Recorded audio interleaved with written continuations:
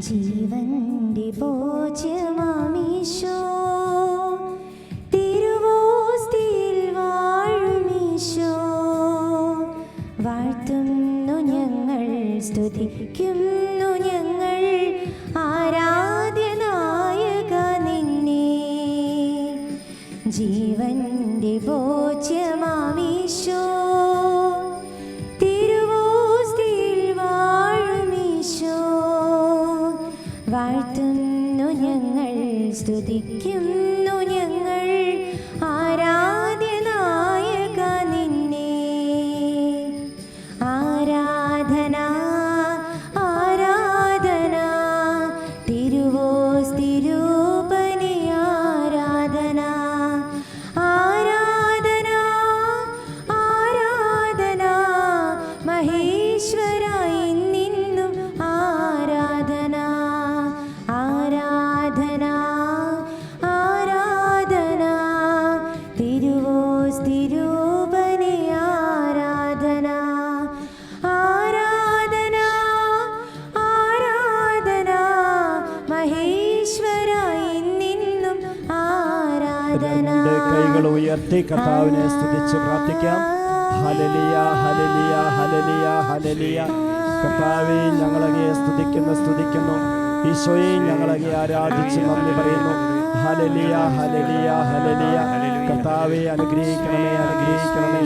Hallelujah hallelujah.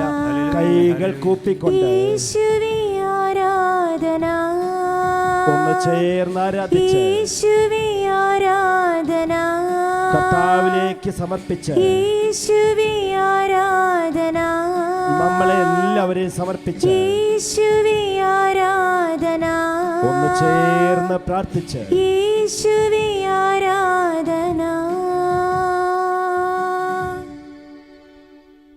പരിശുദ്ധ പരമ ദിവ്യകാരുണ്യത്തിന് എന്നേരവും ആരാധനയും സ്തുതിയും പുകഴ്ചയും ഉണ്ടായിരിക്കട്ടെ. പരിശുദ്ധ പരമ ദിവ്യകാരുണ്യത്തിന് എന്നേരവും ആരാധനയും സ്തുതിയും പുകഴ്ചയും ഉണ്ടായിരിക്കട്ടെ. പരിശുദ്ധ പരമ ദിവ്യകാരുണ്യത്തിന് എന്നേരവും ആരാധനയും സ്തുതിയും പുകഴ്ചയും ഉണ്ടായിരിക്കട്ടെ. പ്രിയമുള്ളവരെ, ആത്മജ്വാല എന്ന ആത്മീയ ശുശ്രൂഷയിലേക്ക് ഏറ്റവും പ്രാർത്ഥനയോടെ എല്ലാവരെയും സ്വാഗതം ചെയ്യുന്നു. നമുക്കറിയാം, ദിവ്യകാരുണ്യത്തിൻ്റെ ശക്തമായ സാന്നിധ്യവും വിശുദ്ധ വചനവും നമ്മളെ എല്ലാവരെയും വലിയ അനുഗ്രഹത്തിലേക്കും രക്ഷയിലേക്കും അഭിഷേകത്തിലേക്കും നയിക്കും. നമ്മുടെ നിയോഗങ്ങളും പ്രാർത്ഥനകളും കർത്താവ് യേശുമിശിഹ വചനമായി വന്നും ദിവ്യകാരുണ്യമായി വന്നും നിറവേറ്റി തന്ന് അനുഗ്രഹിക്കുന്ന നിമിഷങ്ങളാണ് ആത്മജ്വാല ആത്മീയ ശുശ്രൂഷ വേളകൾ എല്ലാം തന്നെ.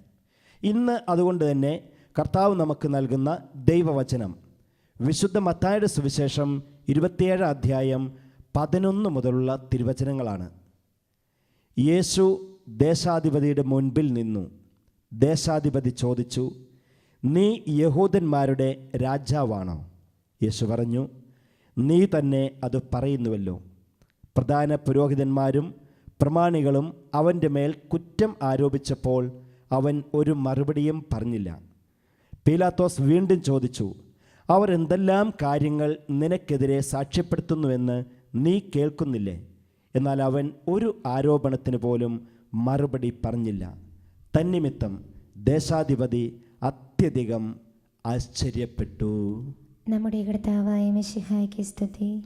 പ്രിയമുള്ളവരെ, വിശുദ്ധ മത്തായിയുടെ സുവിശേഷം 27 അധ്യായത്തിൽ നിന്നുള്ള ദൈവവചന ഭാഗങ്ങളാണ് നമ്മൾ ശ്രവിച്ചത്.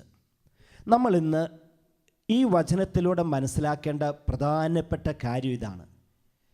എൻ്റെയും നമ്മുടെയൊക്കെ ജീവിതത്തിൽ നമുക്കൊരു ഉയർപ്പ് ആവശ്യമുണ്ടോ? അങ്ങനെ ഒരു ഉയർപ്പ് ആവശ്യമുണ്ടെങ്കിൽ, നമ്മൾ ആഗ്രഹിക്കുന്നുവെങ്കിൽ നമ്മൾ എന്താണ് ചെയ്യേണ്ടതെന്ന് കർത്താവ് യേശുമിശിഹ ഇന്നത്തെ ഈ വചനത്തിലൂടെ പറയാതെ പറഞ്ഞു തരുന്നുണ്ട്. എന്താ ഇങ്ങനെ പറയാതെ പറഞ്ഞു തരുന്നു എന്ന് പറഞ്ഞാൽ, ഒന്നും തന്നെ ഉരിയാടാതെ അതേസമയം തൻ്റെ സാന്നിധ്യം കൊണ്ട്, തൻ്റെ ശരീരഭാഷ കൊണ്ട് കർത്താവ് ഇത് നമുക്ക് പറഞ്ഞു തരുന്നു. എങ്ങനെ നമ്മുടെ ജീവിതത്തിൽ ഒരു ഉയർപ്പ് സാധ്യമാക്കാമെന്ന്. അതിന് പ്രധാനമായിട്ടും പ്രിയപ്പെട്ടവരെ 4 കാര്യങ്ങളാണ് ഇന്ന് കർത്താവ് നമ്മളെ പഠിപ്പിക്കുന്നത്. ഒന്നാമതായിട്ട് ഇപ്പോൾ നമ്മൾ കേട്ട മത്തായിയുടെ സുവിശേഷം 27-ാം അധ്യായത്തിലെ ആ 12 മുതലുള്ള 12-14 വചനങ്ങൾ നമ്മൾ കണ്ടു. പലരും ഒത്തിരിയേറെ കുറ്റങ്ങൾ ഈശോയുടെ മേൽ ആരോപിച്ചു. എന്നാൽ യേശു അതിനൊന്നും മറുപടി പറഞ്ഞില്ല എന്നാണ് വചനം നമ്മളെ ബോധിപ്പിച്ചു തരുന്നത്. അതായത് പ്രിയപ്പെട്ടവരെ, നമ്മുടെ മേൽ നമുക്കെതിരെ മറ്റുള്ളവർ പല കുറ്റങ്ങളും ആരോപിക്കുമ്പോൾ പ്രതികരിക്കരുത്. ഏത് കുറ്റമായാലും, ചിലപ്പം നമ്മളൊക്കെ മാനുഷികമായ ബലഹീനത കൊണ്ട്, മാനുഷികമായ ഭാവങ്ങൾ കൊണ്ട് ആരെങ്കിലും എന്തെങ്കിലും പറയുമ്പോഴത്തേനും നമ്മൾ പൊട്ടിത്തെറിക്കും. നമ്മളെ ന്യായീകരിക്കാൻ അതിൻ്റെ അങ്ങേയറ്റം വരെ പരിശ്രമിച്ചുകൊണ്ടിരിക്കും. ഞാൻ അങ്ങനെ ചെയ്തിട്ടില്ല, ഞാൻ അങ്ങനെ പറഞ്ഞിട്ടില്ല, എങ്ങനെയൊക്കെ നമുക്ക് പറ്റുമോ അങ്ങനെയൊക്കെ ന്യായീകരിക്കും. പക്ഷേ കർത്താവ് ഇന്ന് ഒന്നാമതായിട്ട് പറഞ്ഞു തരുന്ന കാര്യം ഇതാണ്: മറ്റുള്ളവർ ആരുമാകട്ടെ, ശത്രുവാകട്ടെ, മിത്രമാകട്ടെ, ആരുമാകട്ടെ, നമ്മുടെ മേൽ ഇങ്ങനെ ഒന്നിനു പിറകെ ഒന്നായി കുറ്റങ്ങൾ ആരോപിക്കുമ്പോൾ മിണ്ടരുതേ എന്ന്, ന്യായീകരിക്കരുതേ എന്ന്. ഇവിടെ നോക്കിയേ, ഒത്തിരിയേറെ പേര് അവർ കുറേ അധികം കുറ്റം ആരോപിച്ചപ്പോഴും ഈശോ മിണ്ടാതിരുന്നപ്പോൾ അവർ തന്നെ ചോദിക്കുക, അവർ പറയുന്നത് നീ കേൾക്കുന്നില്ലേ, നിനക്കൊന്നും പറയാനില്ലേ? എന്നിട്ടും ഈശോ മിണ്ടിയില്ല. ഇത് തന്നെ പ്രിയപ്പെട്ടവർ നമ്മൾ കാണുന്നുണ്ട്. മത്തായിയുടെ സുവിശേഷം 27-ാം അധ്യായം 39-ാം വചനത്തിൽ നമ്മൾ വായിക്കുന്ന ഇങ്ങനെയല്ലേ: ഈശോ ഇങ്ങനെ കുരിശിൽ കിടന്ന സമയത്ത് അതിലെ പോയവരൊക്കെ ഇങ്ങനെ പറഞ്ഞു, നീ ദൈവത്തിനാണെങ്കിൽ കുരിശിൽ നിന്നിറങ്ങി നിന്നെ രക്ഷിക്ക്. എന്നിട്ട് അപ്പുറത്തും ഇപ്പുറത്തും കിടന്നവരിൽ ഒരു കൊലയാളി പോലും പറഞ്ഞു, ഇതാ കുറ്റത്തിന് ശിക്ഷ വിധിക്കപ്പെട്ടവൻ പോലും പറഞ്ഞു, നീ നിന്നെ രക്ഷിക്ക്, ഞങ്ങളെ തന്നെ രക്ഷിക്ക്. നടന്നുപോയവർ പറഞ്ഞു, ഇവൻ ദൈവത്തിനാണെങ്കിൽ അവനെ രക്ഷിക്കട്ടെ, എന്നാൽ ഞങ്ങൾ വിശ്വസിക്കാം. ഇങ്ങനെ പരിഹസിച്ചു, കുറ്റം പറഞ്ഞു. ഒരു വാക്ക് പോലും ഈശോ മറുപടിയായി പറഞ്ഞില്ല. അപ്പോൾ പ്രിയപ്പെട്ടവരെ, നമ്മുടെ ജീവിതത്തിൽ നമുക്കൊരു ഉയർപ്പ് സാധ്യമാകണമെങ്കിൽ, ഉയർപ്പ് ആഗ്രഹിക്കുന്നുവെങ്കിൽ നമ്മൾ ചെയ്യേണ്ട ഒന്നാമത്തെ കാര്യം അതിതാ കർത്താവ് പറയാതെ നമുക്ക് പറഞ്ഞു തരുന്നു: കുറ്റങ്ങൾ ആരോപിക്കപ്പെടുമ്പോൾ അതിനെതിരെ പ്രതികരിക്കരുത്, ന്യായീകരിക്കാൻ നോക്കേണ്ട. നമ്മുടെ കാര്യം അത് കർത്താവ് നോക്കിക്കൊള്ളുമെന്ന്. ഒന്ന്. രണ്ടാമതായിട്ട് മത്തായിയുടെ സുവിശേഷം 27-ാം അധ്യായത്തിലെ ആ 26-ാം വചനമാണ്. അത് നമ്മൾ വായിക്കുന്നത് എങ്ങനെയാണ് പ്രിയപ്പെട്ടവരെ? എന്തുകൊണ്ടാണ്? ചില സഹനങ്ങൾ നമ്മൾ ഏറ്റെടുക്കണം, ഒഴിവാക്കരുത്. ആ 26-ാം വചനം അച്ഛനൊന്ന് വായിച്ച് കേൾപ്പിച്ചു തരാം. അപ്പോൾ നമുക്കത് കൃത്യമായിട്ട് മനസ്സിലാകും എന്തുകൊണ്ട് ഈശോ അങ്ങനെ ചെയ്തു എന്ന്. അവർ യേശുവിൻ്റെ ശിരസിൽ ഒരു മുൾമുടി ധരിപ്പിച്ചു. യേശുവിൻ്റെ ശിരസിൽ മുൾമുടി ധരിപ്പിച്ചു. എന്നിട്ട് കർത്താവിനെ ക്രൂശിക്കാനായിട്ട് വിട്ടുകൊടുത്തു.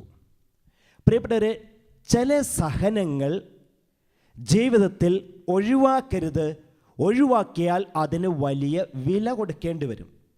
നമ്മൾ ഓർക്കും, സഹനമല്ലേ, അതങ്ങ് മാറിക്കിട്ടിയാൽ, ഒഴിവായി കിട്ടിയാൽ നന്നായി എന്ന്. അങ്ങനെയല്ല പ്രിയപ്പെട്ടവരെ. ചില സഹനങ്ങൾ ഒഴിവാക്കിയാൽ അതിന് വലിയ നഷ്ടത്തിൻ്റെ, സങ്കടത്തിൻ്റെ വലിയ വില കൊടുക്കേണ്ടി വരും. അതെങ്ങനെയാണ്? അതിൻ്റെ ആത്മീയ മർമ്മം ഇപ്രകാരമാണ്. കർത്താവ് ഈശോ മിശിഹ ആ മുൾമുടി ഇങ്ങനെ ശിരസിൽ ധരിപ്പിച്ചപ്പോൾ ഈശോ തലചരിച്ചില്ല, അരുതേന്ന് പറഞ്ഞില്ല, നിന്നുകൊടുത്തു. എന്നിട്ടോ അതും കഴിഞ്ഞിട്ട് കുരിശിൽ തറയ്ക്കാനായിട്ട് ഏൽപ്പിച്ചു കൊടുത്ത്, കുരിശ് ഇങ്ങനെ തോളിൽ വെച്ച് കൊടുത്ത് കാൽവരിയിലേക്ക് കൊണ്ടുപോയപ്പോഴോ ഈശോ ആ കുരിശ് തട്ടിക്കളഞ്ഞില്ല. നേരെ മറിച്ച് അത് സ്വീകരിച്ച് അതും വഹിച്ചുകൊണ്ട് പോവുകയാണ് ചെയ്തത്. എന്താ കാരണം? അന്ന് കർത്താവ് ഈശോ മിശിഹ ആ കുരിശിനെ തട്ടിക്കളഞ്ഞിരുന്നുവെങ്കിൽ ഇന്ന് മനുഷ്യവംശം രക്ഷപ്പെടില്ലായിരുന്നു, മനുഷ്യവർഗം രക്ഷപ്പെടില്ലായിരുന്നു. അപ്പോൾ മനുഷ്യവർഗം മുഴുവനും, നമ്മൾ ഓരോരുത്തരും രക്ഷ പ്രാപിക്കാനായിട്ട് കർത്താവ് ആ സഹനത്തെ ഏറ്റെടുത്തു. ആ സഹനത്തിൽ നിന്നും ഒഴിഞ്ഞു മാറിയില്ല. അതുകൊണ്ടാണ് പ്രിയപ്പെട്ടവർ രണ്ടാമതായി നമ്മൾ മനസ്സിലാക്കുന്നത് ചില സഹനങ്ങൾ നമ്മൾ ഏറ്റെടുക്കണം, അത് ഒഴിവാക്കരുത്. മക്കൾ പഠിച്ചും പ്രാർത്ഥിച്ചും വളർന്ന് നല്ല നിലയിലാകാൻ വേണ്ടി മാതാപിതാക്കൾ എന്തുമാത്രം സഹനങ്ങളാണ് ഏറ്റെടുക്കുന്നത്. ഇത്രമാത്രം സഹിക്കേണ്ട ആവശ്യമുണ്ടോ? ജീവിതത്തിലെ ഒരുവിധം പറഞ്ഞാൽ സന്തോഷങ്ങൾ മാറ്റിവെക്കുന്നു, അവരുടെ പേഴ്സണൽ ഹാപ്പിനെസ് മുഴുവൻ വേണ്ടെന്ന് വെക്കുന്നു. മക്കൾക്ക് വേണ്ടി അവർ വളരണം, അവരുയരണം, അവർ നന്നാവണം. അതുമാത്രമാണ് ഒരു ഭൂരിപക്ഷം മാതാപിതാക്കളുടെയും ഏക ചിന്ത. അതിനുവേണ്ടി എന്തുമാത്രം സഹിക്കാൻ അവർ തയ്യാറാണ്, എത്രമാത്രം അധ്വാനിക്കാനും അവർ ഒരുക്കമാണ്. ഏതറ്റം വരെയും വേദനകൾ ഏറ്റെടുക്കാനും മാതാപിതാക്കൾ ഒരുക്കമാണ്. എന്തേ കാരണം? മക്കൾ വളരണം, അവർ രക്ഷപ്പെടണം. ഇത് പ്രിയപ്പെട്ടവരെ കർത്താവ് തൻ്റെ ജീവിതത്തിലൂടെ കാണിച്ചു തന്നു. സഹനങ്ങൾ ഒഴിവാക്കാതിരിക്കുമ്പോഴാണ് നമ്മുടെ കൂട്ടത്തിലുള്ളവർ, നമ്മുടെ പ്രിയപ്പെട്ടവർ രക്ഷപ്പെടുന്നതെന്ന് കർത്താവ് വ്യക്തമായിട്ട് ഈ വചനത്തിലൂടെ പറഞ്ഞു തരികയാണ്. ഇനി മൂന്നാമതായിട്ട് പ്രിയപ്പെട്ടവരെ കർത്താവ് യേശു മിശിഹാ നമുക്ക് പ്രാർത്ഥിച്ചും പറഞ്ഞും കാണിച്ചു തരുന്ന കാര്യം, നമ്മുടെ ജീവിതത്തിൽ ഒരു ഉയർപ്പ് സാധ്യമാകണമെങ്കിൽ പറഞ്ഞു തരുന്ന മൂന്നാമത്തെ കാര്യം ഇതാണ്: നമുക്ക് മറ്റുള്ളവരോട് എല്ലാവരോടും ക്ഷമിക്കാനായിട്ട് സാധിക്കണം. അത് ലൂക്കായുടെ സുവിശേഷം 23 അധ്യായം 34 വചനത്തിൽ നമ്മൾ കാണുന്നുണ്ട്. കുരിശിൽ കിടക്കുന്ന കർത്താവ് യേശു മിശിഹാ താഴെ നിൽക്കുന്ന എല്ലാ പടയാളികളെയും നോക്കിക്കൊണ്ട് പറഞ്ഞു, പിതാവേ, ഇവരോട് ക്ഷമിക്കണമേ, എന്തെന്നാൽ ഇവർ ചെയ്യുന്നത് എന്തെന്ന് ഇവർ അറിയുന്നില്ല. ഇവരോട് ക്ഷമിക്കണമേ, ഇവർ ചെയ്യുന്നത് എന്തെന്ന് ഇവർ അറിയുന്നില്ല. എൻ്റെ പ്രിയപ്പെട്ടവരെ, നമ്മുടെ പല കുടുംബങ്ങളിലും ഇന്ന് എന്തുകൊണ്ടാണ് നമുക്കൊരു ഉയർപ്പിൻ്റെ സന്തോഷമില്ലാത്തത്, മനസ്സിൽ നിറയെ ആനന്ദമില്ലാത്തത്? ഇങ്ങനെ കെട്ടുമങ്ങിപ്പോകുന്ന ഒരന്തരീക്ഷം ഉണ്ടായിത്തീരുന്നതിൻ്റെ കാരണം നമുക്ക് ക്ഷമിക്കാനായിട്ട് പറ്റുന്നില്ല, ക്ഷമ കൊടുക്കാനായിട്ട് തയ്യാറാകുന്നില്ല. ക്ഷമിക്കാനും ക്ഷമ കൊടുക്കാനും ക്ഷമ സ്വീകരിക്കാനും തയ്യാറായാൽ നമ്മുടെ ജീവിതത്തിൽ ഉയർപ്പ് എന്ന വലിയ അനുഭവം സാധ്യമാകും. ഈശോ ഉയർത്തെഴുന്നേറ്റുവെന്ന് നമ്മൾ വിശ്വസിച്ച് അത് ആഘോഷിക്കുന്നുവെങ്കിൽ അതിൻ്റെ പ്രധാനപ്പെട്ട കാരണങ്ങളിൽ ഒന്ന് ഇതാണ് പ്രിയപ്പെട്ടവരെ: ഈശോ സകലരോടും ക്ഷമിച്ചു. ഇത് സത്യമായിട്ടും നമ്മുടെ ജീവിതത്തിൽ സംഭവിക്കണമെങ്കിൽ നമ്മൾ ജീവിതത്തിൽ ക്ഷമിക്കാനായിട്ട് ശീലിക്കണം. ഇനി നാലാമത്തെ കാര്യം, വ്യക്തി ജീവിതത്തിലും കുടുംബത്തിലും സമൂഹത്തിലുമൊക്കെ ഒരു ഉയർപ്പ് സാധ്യമാകണമെങ്കിലുള്ള നാലാമത്തെ കാര്യം ഇതാണ്. ലൂക്കായുടെ സുവിശേഷം 23 അധ്യായം 46 വചനത്തിലേക്ക് ഈശോ പറഞ്ഞു, പിതാവേ, എൻ്റെ ആത്മാവിനെ അങ്ങേ കൈകളിലേക്ക് സമർപ്പിക്കുന്നു. പൂർണ്ണമായും കർത്താവിൻ്റെ തിരുഹൃദയത്തിലേക്ക് സമർപ്പിക്കാൻ നമുക്ക് സാധിക്കണം. നമ്മുടെ സന്തോഷങ്ങൾ, സന്താപങ്ങൾ, വേദനകൾ, പ്രാർത്ഥനകൾ, നിയോഗങ്ങൾ, കുടുംബം, ജീവിതം മുഴുവനും നമുക്ക് ഈശോയിലേക്ക് സമർപ്പിക്കാൻ സാധിച്ചാൽ, എൻ്റെ പ്രിയപ്പെട്ട മക്കളെ, നമ്മുടെ ജീവിതത്തിൽ ഒരു ഉയർപ്പ് സാധ്യമാണ്. ഇങ്ങനെ പ്രധാനപ്പെട്ട 4 കാര്യങ്ങളാണ് ഇന്ന് കർത്താവ് യേശു മിശിഹാ എൻ്റെയും നമ്മുടെയൊക്കെ ജീവിതത്തിൽ ഒരു ഉയർപ്പ് സാധ്യമാകാൻ, ഉയർപ്പിക്കുന്ന ജീവിതം നയിക്കാൻ എങ്ങനെ സാധിക്കുമെന്ന് പറഞ്ഞു തരുന്നത്. ഒന്ന്, കുറ്റങ്ങൾ ആരോപിക്കപ്പെടുമ്പോൾ സ്വയം ന്യായീകരിക്കരുത്, അതിനെതിരെ പ്രതികരിക്കരുത്.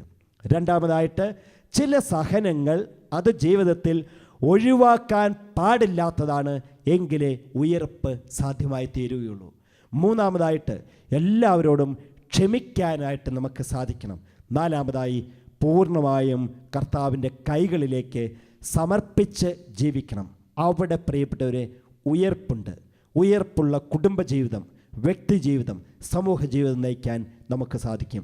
അതിനായിട്ട് മക്കളെ, നമുക്കെല്ലാവർക്കും എഴുന്നേറ്റ് നിന്ന് കർത്താവിൻ്റെ സന്നിധിയിൽ എഴുന്നേറ്റ് നിന്നുകൊണ്ട് ദിവ്യകാരുണ്യമായ ഈശോയെ നമുക്ക് ആരാധിക്കാം. ദിവ്യകാരുണ്യമായ കർത്താവിനെ സ്തുതിക്കാം. അവിടുത്തെ മഹത്വപ്പെടുത്താൻ നമുക്ക് ഓരോരുത്തർക്കും സാധിക്കട്ടെ. രണ്ട് കരങ്ങളൊന്ന് തുറന്നു പിടിച്ച്, ഇരു കരങ്ങളും തുറന്നു പിടിച്ച് കർത്താവിനെ ഒന്ന് സ്തുതിച്ച് പ്രാർത്ഥിച്ച മക്കളെ എല്ലാവരും ചേർന്ന് ഒന്ന് സ്തുതിച്ച് പ്രാർത്ഥിച്ച്. ഇതാ കർത്താവ് യേശു മിശിഹ നമ്മുടെ ജീവിതത്തിൽ ഒരു ഉയർപ്പ് എങ്ങനെ സാധ്യമാക്കാമെന്ന് പഠിപ്പിച്ച് പറഞ്ഞു തന്നില്ലേ? ആ കർത്താവിനെ സ്തുതിക്കാൻ, ആരാധിക്കാൻ നമുക്ക് ഓരോരുത്തർക്കും സാധിക്കട്ടെ. ഹല്ലേലൂയ, ഹല്ലേലൂയ, ഹല്ലേലൂയ. രണ്ട് കൈകളും തുറന്നു പിടിച്ച് കർത്താവിനെ സ്തുതിച്ച് പ്രാർത്ഥിക്കുക മക്കളെ. എല്ലാവരും അല്പം കൂടെ ഉറക്കെന്ന് സ്തുതിച്ച് പ്രാർത്ഥിച്ചുകൊള്ളുക. അല്പം കൂടി സ്വരം ഉയർത്തി സ്തുതിക്കട്ടെ, ശബ്ദം ഉയർത്തി സ്തുതിച്ച് പ്രാർത്ഥിക്കട്ടെ. എന്റെ കർത്താവേ, ഇതാ ഞങ്ങൾ അങ്ങേ ആരാധിക്കുന്നു, അങ്ങയെ സ്തുതിക്കുന്നു, അങ്ങയെ മഹത്വപ്പെടുത്തുന്നു. ഞങ്ങളുടെ ജീവിതത്തിലെ സങ്കടങ്ങൾ, കണ്ണുനീരുകൾ, വേദനകൾ, സഹനങ്ങൾ ഇതൊക്കെ ഞങ്ങളുടെ ഉയർപ്പിനുള്ള കാരണമാക്കി തീർക്കണമേ. രണ്ട് കൈകൾ ഉയർത്താ മക്കളെ, ഇരു കരങ്ങൾ ഉയർത്തിപ്പിടിച്ച് യേശുവേ എന്ന്, യേശുവേ എന്ന് ഒരുമിച്ച് ഉറക്കെന്ന് വിളിച്ച് പ്രാർത്ഥിക്കാം. ഒരുമിച്ച് ഉറക്കെ വിളിച്ച് പ്രാർത്ഥിക്കാം. ഈശോയേ, തീരാത്ത ദുഃഖവും തോരാത്ത കണ്ണീരും കർത്താവേ, കർത്താവേ കാഴ്ചയായി അർപ്പിക്കുന്നു. കൈകൾ യാചനാരൂപത്തിൽ പിടിച്ച എല്ലാവരും തീരാത്ത ദുഃഖവും തോരാത്ത കണ്ണീരും കർത്താവേ കാഴ്ചയായി അർപ്പിക്കുന്നു. കൈകൾ കൂപ്പാ മക്കളെ. എൻ്റെ കർത്താവേ, ഞങ്ങളുടെ ഈ സമൂഹത്തിൽ എന്തുമാത്രം കുടുംബങ്ങളാണ്, എന്തുമാത്രം വ്യക്തികളാണ് ഒത്തിരിയേറെ സഹനങ്ങൾ ഏറ്റെടുക്കുന്നത്. മക്കളുടെ വളർച്ചയ്ക്ക് വേണ്ടിയിട്ട്, അവരുടെ ഉയർച്ചയ്ക്ക് വേണ്ടിയിട്ട്, അവർ നന്നാകാൻ വേണ്ടിയിട്ട്, അവർ വലിയൊരുവാകാൻ വേണ്ടിയിട്ട്. കർത്താവേ, എന്തുമാത്രം സഹനങ്ങളാണ് ഓരോ മാതാപിതാക്കളും ഏറ്റെടുക്കുന്നത്. ഈശോയെ, ഞങ്ങൾ ഇന്നും മനസ്സിലാക്കുന്നു, ഞങ്ങളുടെ ജീവിതത്തിലെ ചില സഹനങ്ങൾ ഒരിക്കലും ഒഴിവാക്കാൻ പറ്റാത്തതാണ് എന്ന്. അങ്ങനെ ഒഴിവാക്കാൻ പറ്റാത്ത സഹനങ്ങൾ, അതിൻ്റെ ഭാരം മൂലം, അതിൻ്റെ വേദന മൂലം, അതിൻ്റെ കഷ്ടത മൂലം കർത്താവെ പലപ്പോഴും ഒത്തിരിയേറെ മക്കൾ തകർന്നു പോകുമോ എന്ന് അത്രയേറെ വിഷമിക്കുന്നവരുണ്ട്. ഈശോയെ, അങ്ങനെ തീരാത്ത ദുഃഖവും കണ്ണുനീരുകളുമായിട്ട് അങ്ങയുടെ സന്നിധിയിലേക്ക് വന്ന് മനമൊരുകി പ്രാർത്ഥിക്കുന്ന ഓരോരുത്തർക്കും കർത്താവെ, അങ്ങനെയുള്ള സഹനവേളകളിൽ ശക്തി പകരണമേ. സഹനവേളകളിൽ അങ്ങ് കൂടെ ഉണ്ടാകണമേ. തീരാത്ത കണ്ണുനീരുകളും തോരാത്ത വേദനകളും ഇതാ ഒരു കാഴ്ചയായി സമർപ്പിക്കുന്നു. കർത്താവെ, ഞങ്ങൾക്ക് ഓരോരുത്തർക്കും ശക്തി പകരണമേ. മക്കളെ, ഇരു കരങ്ങളും ഉയർത്താൻ നമുക്ക്. എന്നിട്ട് നമ്മുടെ ജീവിതത്തിലെ ഒഴിവാക്കാൻ പറ്റാത്ത സഹനങ്ങൾ, അത് ഏത് തരത്തിലുള്ളതായാലും അതിനെയൊക്കെ കർത്താവിലേക്ക് വിട്ടുകൊടുത്തുകൊണ്ട് രണ്ട് കൈകളും ഉയർത്താൻ നമുക്ക്. യേശുവേ എന്ന്, യേശുവേ എന്ന് ഒരുമിച്ച് ഉറക്കെ വിളിച്ച് പ്രാർത്ഥിക്കട്ടെ. ഒരുമിച്ച് വിളിച്ച് പ്രാർത്ഥിക്കട്ടെ. ഈശോയേ, തീരാത്ത ദുഃഖവും തോരാത്ത കണ്ണീരും കർത്താവേ കാഴ്ചയായി അർപ്പിക്കുന്നു. കൈകൾ ഇങ്ങനെ യാചനാരൂപത്തിൽ പിടിച്ച് തീരാത്ത ദുഃഖവും തോരാത്ത കണ്ണീരും കർത്താവേ കാഴ്ചയായി അർപ്പിക്കുന്നു. കരങ്ങൾ കൂപ്പാ മക്കളെ. കർത്താവെ, അങ്ങ് കുരിശിൽ കിടന്നുകൊണ്ട് ഇപ്രകാരം അരുളി ചെയ്തില്ലേ? പിതാവേ, ഇവരോട് ക്ഷമിക്കണമേ, ഇവർ ചെയ്യുന്നത് എന്തെന്ന് ഇവർ അറിയുന്നില്ല എന്ന്. എൻ്റെ കർത്താവേ, ഞങ്ങൾക്കെതിരെ അകാരണമായി കുറ്റം ആരോപിക്കുമ്പോൾ, ഞങ്ങളെ വേദനിപ്പിക്കുമ്പോൾ, ഞങ്ങളെ തകർക്കാൻ നോക്കുമ്പോൾ, ഞങ്ങളുടെ സൽപ്പേരിനെ, ഞങ്ങളുടെ ജീവിതത്തെ അങ്ങേയറ്റം നശിപ്പിക്കാനായി പരിശ്രമിക്കുമ്പോൾ അവരോടൊക്കെ ക്ഷമിക്കാനുള്ള കൃപ ഞങ്ങൾക്ക് നൽകണമേ. ആ സമയത്ത് ഞങ്ങൾക്കുണ്ടാകുന്ന സങ്കടങ്ങൾ, വേദനകൾ, കണ്ണുനീരുകൾ ഒക്കെ കർത്താവേ ഇതാ ഒരു കാഴ്ചയായി ഞങ്ങൾ സമർപ്പിക്കുന്നു. ഈശോയെ, ഞങ്ങളെ എല്ലാ തരത്തിലും ഞങ്ങളുടെ ഭാവിയെ തകർക്കാനും ഞങ്ങളുടെ വളർച്ചയും ഉയർച്ചയും തച്ചുടച്ച് കളയാനുമായിട്ട് പരിശ്രമിക്കുന്ന ഓരോരുത്തരോടും ഈശോയെ ഹൃദയം കൊണ്ട് ക്ഷമിക്കാനായി ഞങ്ങളെ പഠിപ്പിക്കണമേ. ആ സമയത്തൊക്കെ കർത്താവെ, അവർ ഞങ്ങളെ ഇങ്ങനെ വേദനിപ്പിക്കുമ്പോൾ തീരാത്ത കണ്ണുനീരുകൾ സമ്മാനിക്കുന്നവരുണ്ട്, തോരാത്ത വേദനകൾ തരുന്നവരുണ്ട്. എപ്പോഴും ഇങ്ങനെ വേദനിപ്പിച്ചും കരയിപ്പിച്ചും സങ്കടപ്പെടുത്തിയും ഞങ്ങളെ കരയിപ്പിച്ചുകൊണ്ടിരിക്കുന്ന എല്ലാവരോടും ക്ഷമിക്കാനുള്ള കരുത്ത് ഞങ്ങൾക്ക് നൽകണമേ എന്ന് പ്രാർത്ഥിച്ച് 2 കൈകളും നമുക്ക് ഉയർത്താം മക്കളെ. 2 കരങ്ങൾ ഉയർത്തിപ്പിടിച്ച് യേശുവേ എന്ന് വിളിച്ച് പ്രാർത്ഥിക്കാം. തോരാത്ത കണ്ണുനീരുകൾ, തീരാത്ത ദുഃഖങ്ങൾ എല്ലാം സമർപ്പിച്ചുകൊണ്ട് കർത്താവിൻ്റെ വലിയ ശക്തിയാൽ, കർത്താവിൻ്റെ വലിയ അഭിഷേകത്താൽ നിറയുന്നതിനായിട്ട് വിളിച്ച് പ്രാർത്ഥിക്കാം. നമുക്ക് വിളിച്ച് പ്രാർത്ഥിക്കാം ഒരുമിച്ച് സർവശക്തിയോടെ കർത്താവിനെ വിളിക്കട്ടെ. ഈശോയേ, തീരാത്ത ദുഃഖവും തോരാത്ത കണ്ണീരും കർത്താവേ കാഴ്ചയായി അർപ്പിക്കുന്നു. എല്ലാവരും ചേർന്ന് തീരാത്ത ദുഃഖവും തോരാത്ത കണ്ണീരും കർത്താവേ കാഴ്ചയായി അർപ്പിക്കുന്നു. കൈകൾ കൂപ്പാം മക്കളെ. എൻ്റെ കർത്താവേ, അങ്ങ് കുരിശിൽ കിടന്നുകൊണ്ട് ഇപ്രകാരം പറഞ്ഞില്ലേ, പിതാവേ, എൻ്റെ ആത്മാവിനെ അങ്ങേ കൈകളിലേക്ക് ഞാൻ സമർപ്പിക്കുന്നു. ഈശോയെ, ഞങ്ങളുടെ ജീവിതത്തിലെ തീരാത്ത ദുഃഖങ്ങൾ, അത് എന്ത് തന്നെയായാലും ഏതൊക്കെ കാരണങ്ങളാലായാലും എല്ലാം അങ്ങേ കൈകളിലേക്ക് ഞങ്ങൾ സമർപ്പിക്കുന്നു. കർത്താവേ, ഞങ്ങളുടെ ജീവിതത്തിലെ തോരാത്ത കണ്ണുനീര്, അത് രോഗം മൂലം, വേദന മൂലം, തകർച്ച മൂലം, സാമ്പത്തിക ബുദ്ധിമുട്ട് മൂലം, ഏത് കാരണങ്ങളായാലും അതൊക്കെ ഇതാ സമർപ്പിച്ച് 2 കരങ്ങൾ ഉയർത്തി കർത്താവിനെ നമുക്ക് വിളിക്കാം മക്കളെ. ഈശോ നമ്മളെ ശക്തിപ്പെടുത്തും, ഈശോ നമ്മളെ ആശ്വസിപ്പിക്കും. നമ്മുടെ കണ്ണുനീർത്തുള്ളികൾ കർത്താവ് തൻ്റെ കുപ്പിയിൽ ശേഖരിച്ചിട്ടുണ്ട്. നമ്മുടെ വേദനകൾ, നമ്മുടെ സങ്കടങ്ങൾ കർത്താവ് കാണുന്നുണ്ട്. എല്ലാം സമർപ്പിക്കാം. ഈശോ പിതാവിലേക്ക് സമർപ്പിച്ചതുപോലെ തീരാത്ത ദുഃഖങ്ങൾ, തോരാത്ത കണ്ണുനീരുകൾ കർത്താവിലേക്ക് സമർപ്പിച്ച് 2 കൈകൾ ഉയർത്തുക, 2 കരങ്ങൾ ഉയർത്തിപ്പിടിച്ച് യേശുവേ എന്ന് വിളിച്ച് പ്രാർത്ഥിക്കാം മക്കളെ. യേശുവേ എന്ന് ഉറക്കെ ഒരുമിച്ച് വിളിക്കട്ടെ, ഒരുമിച്ച് വിളിച്ചുണരട്ടെ. യേശുവേ എന്ന് വിളിക്കാം. ഈശോയേ, തീരാത്ത ദുഃഖവും തോരാത്ത കണ്ണീരും കർത്താവേ കാഴ്ചയായി അർപ്പിക്കുന്നു. കൈകൾ കൂപ്പി മുട്ടുകൾ കുത്തിക്കൊണ്ട് തീരാത്ത ദുഃഖവും തോരാത്ത കണ്ണീരും കർത്താവേ കാഴ്ചയായി അർപ്പിക്കുന്നു. മക്കളെ, 2 കൈകളും തുറന്നു പിടിച്ച് കർത്താവിനെ സ്തുതിച്ച് പ്രാർത്ഥിച്ച് ഈശോയുടെ ആശീർവാദം ഏറ്റു സ്വീകരിക്കാം. കർത്താവ് നമുക്കൊരു ഉയർപ്പ് തരും. ഈശോ നമ്മളെ ഉയർപ്പിക്കും. കർത്താവിനെ വിളിച്ച് സ്തുതിച്ച് പ്രാർത്ഥിച്ച് അവിടുത്തെ ആശീർവാദം സ്വീകരിക്കാൻ ഒരുങ്ങാം. ഹല്ലേലൂയ, ഹല്ലേലൂയ, ഹല്ലേലൂയ, ഹല്ലേലൂയ, ഹല്ലേലൂയ, ഹല്ലേലൂയ. കർത്താവേ, ഞങ്ങൾ അങ്ങയെ സ്തുതിക്കുന്നു. ഈശോയെ അങ്ങയെ ആരാധിച്ച് നന്ദി പറയുന്നു. ഹല്ലേലൂയ, ഹല്ലേലൂയ. യേശുവേ, ഞങ്ങളുടെ കുടുംബങ്ങളിലേക്ക് അങ്ങ് എഴുന്നള്ളി വരണമേ. ഹല്ലേലൂയ, ഹല്ലേലൂയ, ഹല്ലേലൂയ. യേശുവേ നന്ദി, യേശുവേ സ്തുതി, യേശുവേ ആരാധന. ഒരു പുതിയ ഉയർപ്പ് നൽകി ഞങ്ങളെ അനുഗ്രഹിക്കണമേ കർത്താവേ. യേശുവേ നന്ദി, യേശുവേ സ്തുതി, യേശുവേ ആരാധന. ഹല്ലേലൂയ, ഹല്ലേലൂയ, ഹല്ലേലൂയ. ഞങ്ങളുടെ മാതാപിതാക്കളിലേക്ക്, മക്കളിലേക്ക് അങ്ങ് എഴുന്നള്ളി വരണമേ കർത്താവേ. യേശുവേ, ഞങ്ങൾ സ്തുതിക്കുന്നു, ആരാധിക്കുന്നു, അങ്ങേക്ക് നന്ദി പറയുന്നു. യേശുവേ നന്ദി, യേശുവേ സ്തുതി, യേശുവേ ആരാധന. പരിശുദ്ധ പരമാ ദിവ്യകാരുണ്യത്തിന് ഇന്നേരവും ആരാധനയും സ്തുതിയും പുകഴ്ചയും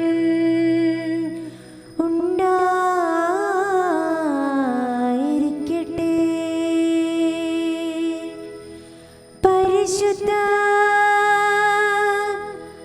പരമാ ദിവ്യകാരുണ്യത്തിന്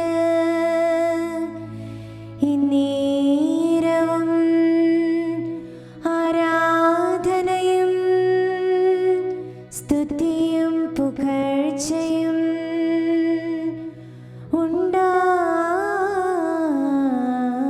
ഉണ്ടായിരിക്കട്ടെ. പരിശുദ്ധ